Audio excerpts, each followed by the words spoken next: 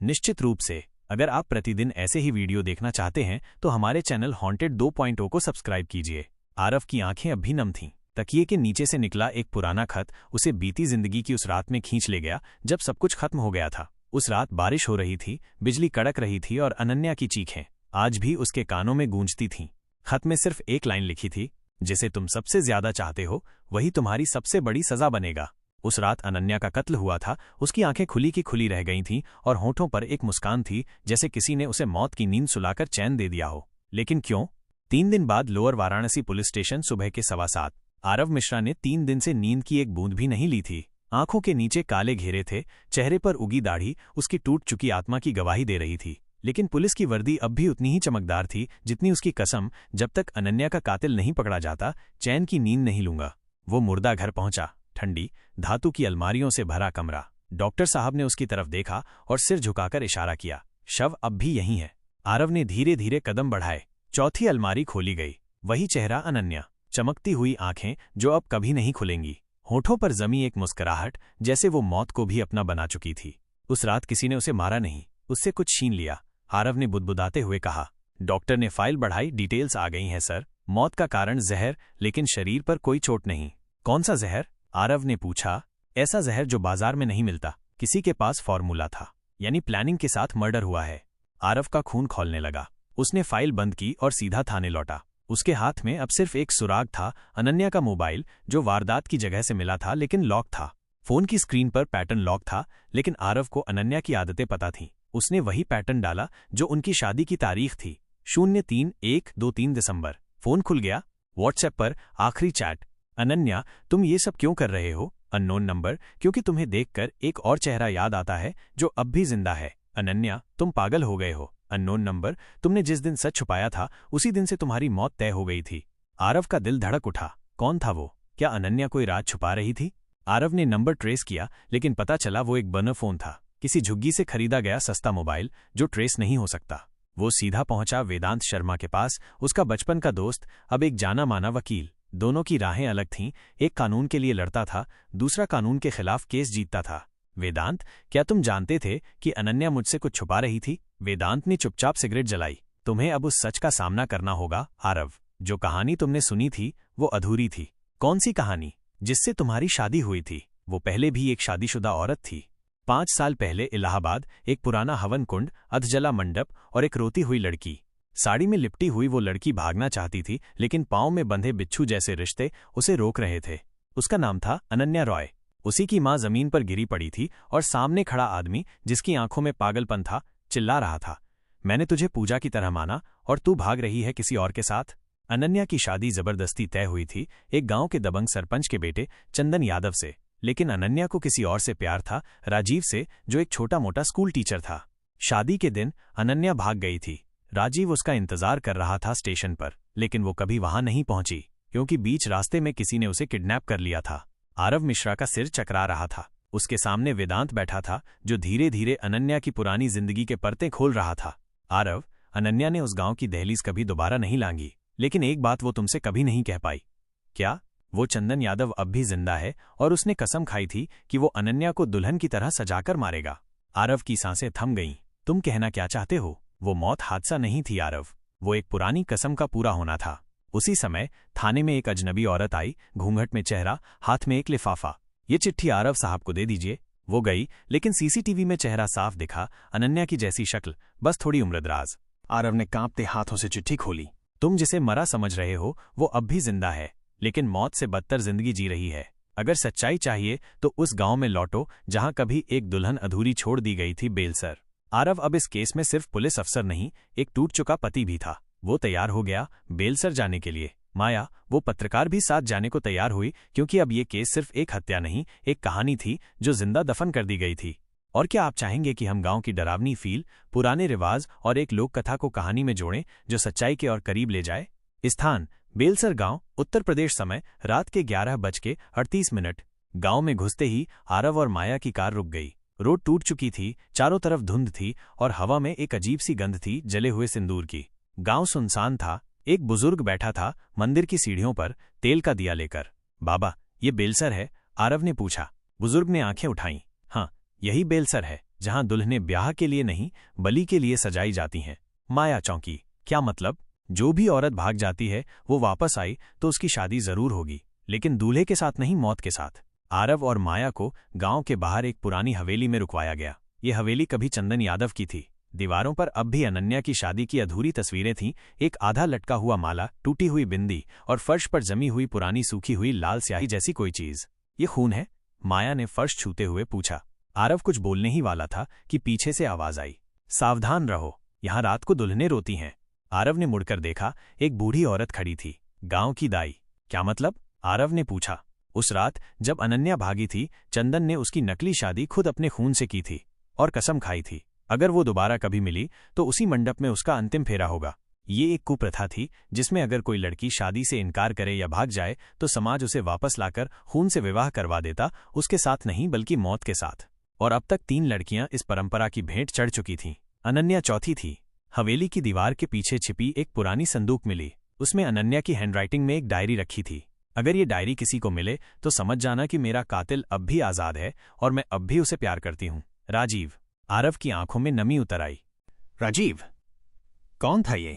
माया ने पूछा। उसका पहला प्यार, आरव ने धीरे से कहा, और शायद उसका कातिल भी। बेलसर गांव, सुबह के 6:10 बजे। भोर की हल्की रोशनी में हवेली अब भी डरावनी लग रही थी। हवा में वही पुरानी महक, राख, खून और जले हुए फूलों की थी। आरव डायरी के हर शब्द को दोबारा पढ़ रहा था, जैसे उसमें किसी राज की चाबी छुपी हो। माया बाहर से दौड़ते हुए आई। आरव, तुम यकीन नहीं करोगे, गांव की पाठशाला अब भी चल रही है और उस स्कूल के मास्टर का नाम है राजीव सिंह। आरव स्तब्ध रह गया। नाम वही है? हाँ, और उम्र भी मिलती है। गांव वाले कहते हैं कि वो कोई यतीम था जो अचानक गांव में लौटा और बच्चों को पढ़ाने लगा। लेकिन अजीब बात यह है कि वो कभी भी गांव के बाहर नहीं जाता और उसकी आंखें हमेशा लाल रहती हैं। आरव और माया उसी समय स्कूल पहुंचे। छोटे से मैदान में बच्चे खेल रहे थे और एक लंबा, दुबला पतला आदमी बच्चों को पढ़ा रहा था। राजीव सिंह? आरव ने पूछा। आदमी ने नजरें उठाईं। उसकी आंखें वाकई लाल थीं, लेकिन डर या थकावट से नहीं, वो आंखें जैसे गुस्से से जल रही थीं। जी, मैं ही हूं। आप लोग? उसने शांति से पूछा। मैं आरव मिश्रा हूं, अनन्या मिश्रा का पति। राजीव का चेहरा पल भर के लिए सख्त हो गया, लेकिन उसने खुद को संभाला। वो मर चुकी है। उसकी आवाज में कंपन था। शायद नहीं, माया ने डायरी दिखाते हुए कहा। उसने तुम्हारा नाम आखिरी पन्ने में लिखा था और कहा था कि तुम ही उसके कातिल हो सकते हो। राजीव कुछ नहीं बोला। उसने बस डायरी ली और धीमे से फाड़ दी। उसकी मौत मेरे लिए भी एक सजा है, लेकिन कातिल मैं नहीं। वो अब भी बेलसर में है और वो हमें देख रहा है। राजीव ने आगे जो बताया, उसने आरव की जमीन खींच दी। उस रात अनन्या स्टेशन नहीं पहुंच पाई क्योंकि किसी ने मुझे रास्ते में रोक लिया। एक नकाबपोश आदमी जिसने मुझे बेहोश कर दिया। जब मैं जागा तो अनन्या गायब थी और फिर मैं जेल चला गया उसके अपहरण के झूठे आरोप में। लेकिन किसने करवाया ये सब? आरव ने पूछा। राजीव ने हवेली की ओर इशारा किया। वो जो खुद को गांव का मालिक मानता है, चंदन यादव। वो अब भी जिंदा है और अब एक नए नाम से जाना जाता है, चंद्रशेखर बाबा। चंद्रशेखर बाबा गांव का सबसे बड़ा बाबा, जिसकी पूजा होती है, जो गांव वालों को राख से पुनर्जन्म की बात सिखाता है। और वही आदमी अनन्या का पहला जबरन पति था। वो अब भी औरतों को उसी हवेली में ले जाता है जहां उनकी शुद्धि होती है, यानी उनका खून बहाकर रक्त विवाह पूरा किया जाता है। आरव की आंखों में आग जल उठी। स्थान बेलसर हवेली के पीछे का जंगल। समय रात के 12:06। गांव की हर झोपड़ी में दिया बुझ चुका था, लेकिन हवेली के पीछे एक पुराना हवन कुंड जल रहा था, जैसे आग खुद किसी का इंतजार कर रही हो। राख के बीच एक आदमी बैठा था, सफेद कपड़े, भस्म से लिपटा चेहरा, आंखों में सन्नाटा और चारों ओर चेले। चंद्रशेखर बाबा। वो अब कोई मामूली इंसान नहीं रहा था। लोग उसे देवी का अवतार मानते थे। और वही आदमी कभी अनन्या का जबरन पति चंदन यादव था। उसने गांव छोड़ दिया था, पहचान बदल ली थी और फिर से उसी हवेली में अपने धर्म की स्थापना की थी, जिसमें पवित्रता की आड़ में वो बलि देता था औरतों की। आरव अब एक पुलिस अफसर नहीं, एक जले हुए प्यार का प्रतिशोध था। उसने योजना बनाई माया और राजीव के साथ। हमें बाबा के हवन समारोह में शामिल होना होगा, माया ने कहा। क्या हम पकड़ सकते हैं उसे? राजीव ने पूछा। नहीं, आरव बोला। हमें उसे खुद अपना अपराध कबूल करवाना होगा, सबके सामने। अगली रात गांव में विशेष हवन रखा गया। बाबा ने ऐलान किया, आज एक अधूरी आत्मा की शुद्धि होगी। एक विवाह जो अधूरा था, आज अग्नि साक्षी में पूर्ण होगा।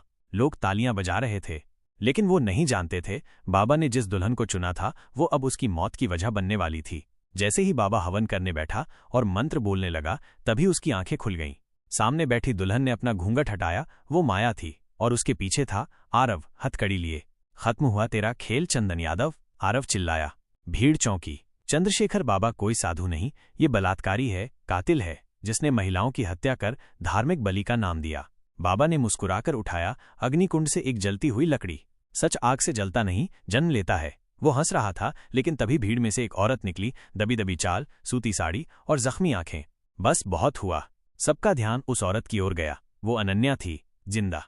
तुम सब सोचते थे मैं मर गई, नहीं, मैं जिंदा थी। इसने मुझे मारा नहीं, जिंदा जला देने की कोशिश की थी। अनन्या ने अपनी पीठ से साड़ी खींची, उस पर जलने के निशान थे।